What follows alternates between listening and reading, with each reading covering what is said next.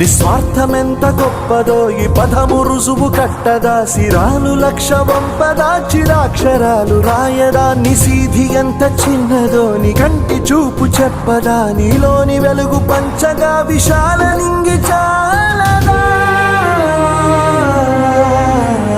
మనుష్యులందు నీ కథ మహర్షిలాగా సాగదా, మనుష్యులందు నీ కథ మహర్షిలాగా సాగదా.